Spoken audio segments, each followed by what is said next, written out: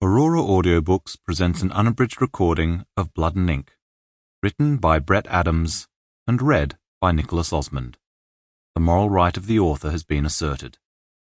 This performance is owned by Aurora. Prologue. Any fool can hold a gun. For proof I offer myself.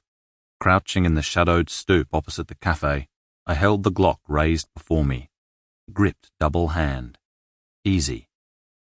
Fully loaded, a Glock 17 steel, brass, plastic and propellant totals 900 grams, weighs less than a can of beans, and any fool can hold a can of beans. What's more, if the Glock is typical, built as it was by a man with no firearms experience to win a contest by the Austrian Ministry of Defense, any fool can design one too. But to fire one at a human being? That, it turns out, takes a devil. It's like they say, pressure can make a diamond or a stain. It all depends on what's being squashed. Squatting there in the shadow, one shoulder braced against a dirt-encrusted brick wall, trying to keep the Glock's sight trained on the kid's chest as he sauntered to the cafe entrance, I was beginning to fear I was from Stainsville. The problem wasn't the occasional yellow flash of a taxicab, or the stink of rotting trash wafting out of the gutter. I had clear sight across the street. There was no wind to speak of. I knew the chambered hollow point round would expand when it punctured his flesh with a good chance of smearing an artery or organ. Everything was ready. Except me.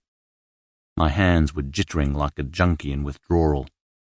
Maybe it was nerves. I know it wasn't guilt. No, I wanted a tight bead on his chest. I wanted my bullet to tear him a new hole. Was giddy to see him ragdoll to the ground and watch his blood sluice onto the street.